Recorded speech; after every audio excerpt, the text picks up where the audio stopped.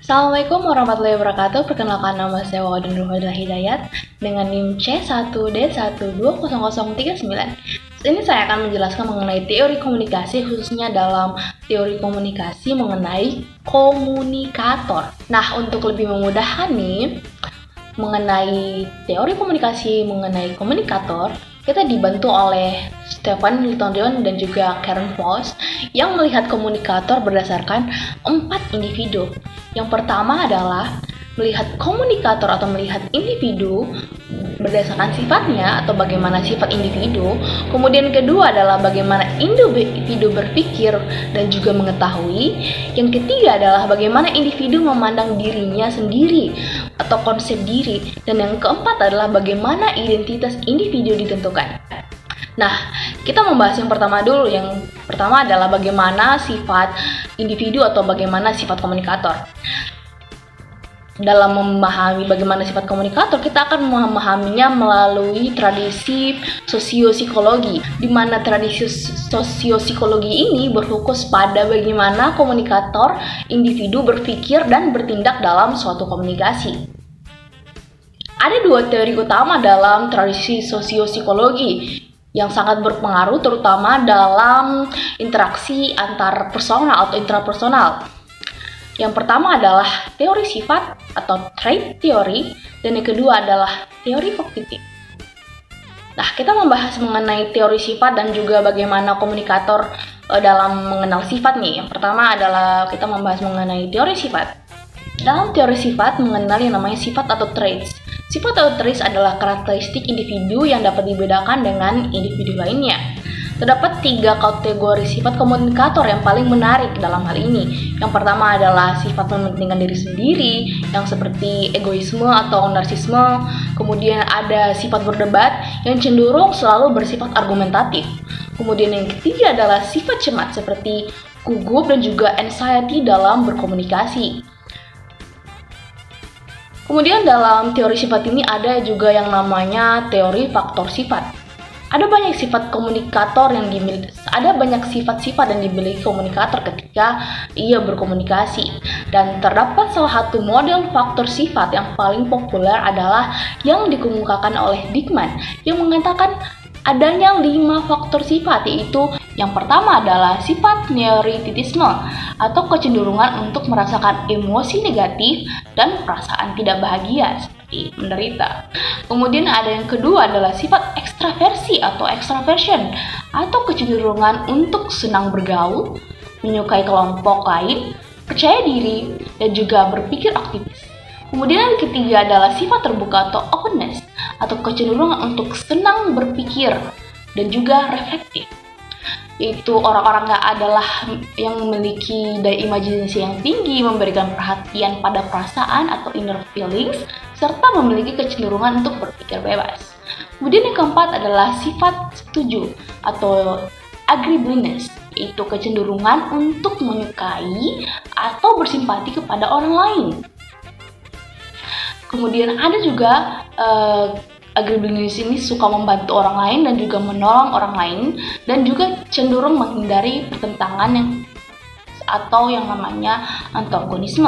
Kemudian ada yang kelima, yang terakhir adalah sifat hati-hati atau kecenderungan untuk bersifat disiplin atau tidak mudah menuruti kata hati. Kemudian orang ini cenderung teratur, well organized, serta menyelesaikan tugas dengan tuntas. Kemudian ada juga yang namanya teori sifat dan juga keturunan. Menurut James McCloskey, sifat adalah kecenderungan dari temperamen yang berasal dari struktur saraf biologis yang ditentukan secara genetik, atau dalam hal ini secara biologis seseorang, secara keturunan. Sederhananya, sifat ditentukan oleh aktivitas yang terjadi pada otak manusia.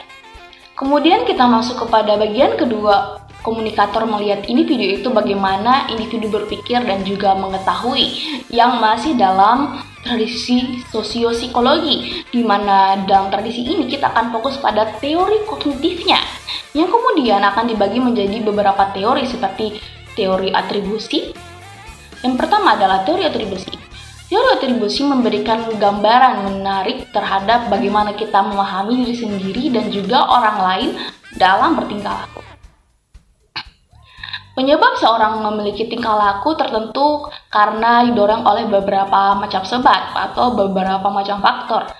Yang pertama adalah penyebab situasional atau orang-orang dipengaruhi oleh lingkungannya.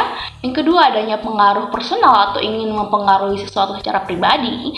Kemudian yang ketiga adalah kemampuan atau mampu untuk melakukan sesuatu. Yang keempat adalah adanya usaha atau mencoba melakukan sesuatu. Kemudian yang kelima adanya keinginan untuk melakukan sesuatu. Nah, itulah beberapa faktor yang menyebabkannya. Selanjutnya adalah kita akan membahas teori setelah teori atribusi, yaitu teori penilaian sosial atau yang dapat disebut dengan social judgmental theory.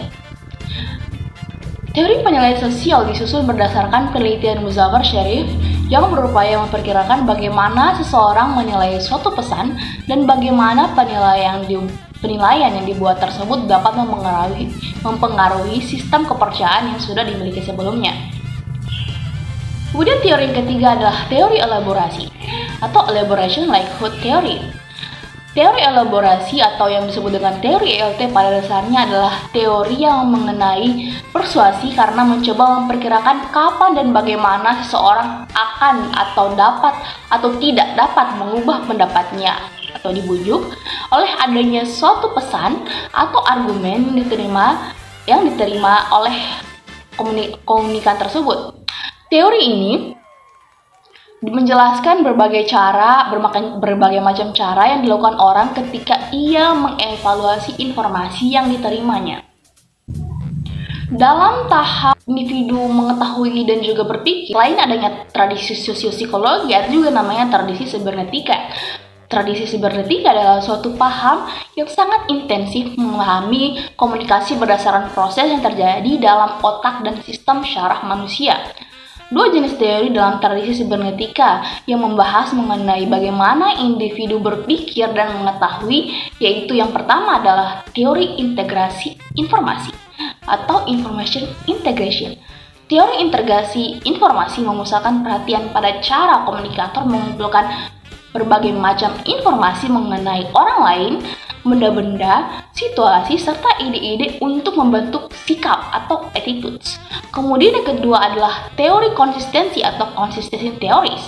Menurut teori konsistensi, manusia selalu mencari yang namanya keseimbangan atau homeostasis, dan sistem kognitif yang dimiliki manusia menjadi alat utama untuk mencapai keseimbangan ini. Selanjutnya, bagaimana komunikator melihat individu yang ketiga yang merupakan bagaimana individu melihat konsep dirinya sendiri. Kita akan membahas mengenai beberapa macam teori, yaitu teori yang terutama masuk dalam tradisi sosiokultural. Teori-teori sosial dan kultural menunjukkan bagaimana komunikator memahami diri mereka sebagai individu dengan berbagai perbedaan yang ada dan bagaimana perbedaan itu dikonstruksikan atau dibentuk secara sosial dan bukan ditentukan oleh mekanisme biologi dan psikologi yang bersifat tetap. Ada 4 teori yang terkait dengan diri atau self yang akan dibahas, yaitu yang pertama adalah teori interaksi simbolik. Teori interaksi simbolik, menurut pandangan interaksi simbolik, makna suatu objek sosial serta sikap dan rencana tindakan tidak merupakan sesuatu yang terisolir satu sama lain. Seluruh ide paham interaksi simbolik menyatakan bahwa makna muncul melalui interaksi. Orang-orang terdekat memberikan pengaruh besar dalam kehidupan kita. Mereka adalah orang-orang dengan siapa kita yang memiliki hubungan erat dan juga kaitan emosional seperti orang tua atau saudara. Kemudian teori yang kedua adalah teori konstruksi sosial diri. Menurut pandangan ini, sifat manusia diatur oleh kebudayaan, sedangkan sifat diri diatur oleh teori yang dimiliki oleh orang yang bersangkutan mengenal dirinya sendiri sebagai salah satu anggota suatu kebudayaan. Dengan demikian, manusia sebagai makhluk pribadi atau personal being memiliki dua sisi, yaitu sisi sebagai makhluk sosial dan sisi lainnya sebagai makhluk pribadi. Menurut teori ini, diri terdiri atas seperangkat elemen yang dapat ditinjau dalam 3 dimensi. Dimensi pertama adalah dimensi pertunjukan atau display, yaitu apakah aspek dari diri itu dapat ditujukan kepada pihak luar atau publik, atau merupakan sesuatu yang pribadi atau private. Misalnya, orang dapat menganggap emosinya sebagai sesuatu yang pribadi, sementara kepribadiannya atau personality adalah berdimensi publik. Pada kebudayaan lain, emosi dapat dinilai sebagai memiliki dimensi publik. Kemudian yang ketiga adalah teori konstruksi sosial emosi. Itu bagaimana suatu emosi diberi label yang merupakan hal yang sangat penting dalam menentukan bagaimana mengalami atau merasakan yang namanya suatu emosi. Orang dapat memberi makna berbeda terhadap respon psikologis yang sama bergantung pada misalnya, apakah ia menamakannya kemarahan, anger, atau kekuatan, fear, yang orang akan merasakan emosi satu arah ketika ia menyebutnya kecemburuan atau jealousy yang agak berbeda ketika ia menyatakan kesepian, loneliness, ketika memiliki aturan mengenai apakah itu kemarahan, ketakutan, kecemburuan, serta kesepian. Kita juga memiliki namanya aturan bagaimana memberikan respon atau tanggapan terhadap berbagai perasaan ini. Aturan-aturan itu dikonstruksikan dalam interaksi sosial sepanjang hidup manusia. Kemudian yang keempat adalah teori presentasi diri. Jika Anda berada dalam situasi, maka Anda sebenarnya tengah melakukan pertunjukan. Anda harus memutuskan bagaimana Anda menempatkan diri Anda dan apa yang harus dikatakan dan bagaimana Anda bertindak. Kemudian yang keempat adalah bagaimana menentukan identitas individu, di mana dalam menentukan identitas individu dipenuhi oleh tradisi-tradisi kritis, di mana sejumlah pemikiran dalam tradisi kritis memusatkan perhatian pada apa yang disebut dengan politik diri atau politik of self. Itu cara-cara yang kita gunakan untuk memosisikan diri atau menempatkan diri kita secara sosial. Dalam menentukan identitas individu, kita akan fokus pada 3 teori kritis, yaitu yang pertama adalah teori pandangan. Teori pandangan atau standpoint teori memberikan perhatian pada bagaimana kondisi atau keadaan individu mempengaruhi atau bagaimana individu itu memahami dan mengonstruksikan masyarakat sekitarnya atau social world. Kemudian ada yang menurut teori ini langkah awal untuk memahami pengalaman adalah pada cara-cara yang berbeda yang digunakan setiap individu dalam mengonstruksikan berbagai kondisi atau situasi di mana ia berada. Hal penting lainnya dalam teori pandangan ini adalah ide mengenai pandangan berlapis atau layered understanding. Ini artinya bahwa individu memiliki banyak identitas yang saling tumpah tindih, sehingga menghasilkan pandangan yang sangat unik. Kemudian ada yang namanya teori konstruksi identitas. Kita mendapatkan sebagian besar identitas kita dari konstruksi yang ditawarkan dari berbagai kelompok sosial, di mana kita menjadi bagian di dalamnya, seperti keluarga, komunitas, subkelompok budaya, dan berbagai ideologi berpengaruh. Tidak peduli apakah hanya ada satu dimensi atau beberapa dimensi identitas, gender, kelas sosial, ras, jenis kelamin, maka identitas itu dijalankan atas atau dilaksanakan menurut atau berlawanan dengan norma-norma dan harapan-harapan terhadap identitas bersangkutan. Hal ini menunjukkan bahwa identitas kita adalah selalu berada pada proses untuk menjadi, proses of becoming, yaitu ketika kita memberikan tanggapan terhadap konteks dan situasi yang mengelilingi kita. Kemudian yang ketiga dari teori kritis yaitu teori homo. Teori ini mempertanyakan dan menentang identifikasi gender dengan mengemukakan argumen bahwa tidak hanya gender maskulin dan feminim, tetapi juga jenis kelamin pria dan wanita merupakan konstruksi sosial. Dengan demikian, gender merupakan kategori yang selalu berubah-ubah atau shifting kategori. Gender tidak mesti harus dipahami sebagai identitas yang stabil atau tetap. atau pusat agen, locus of agency, yang merupakan asal dari semua perbuatan. Namun gender adalah identitas terbentuk oleh waktu dan dilembagakan melalui tindakan yang berulang. Sekian penjelasan mengenai teori komunikator.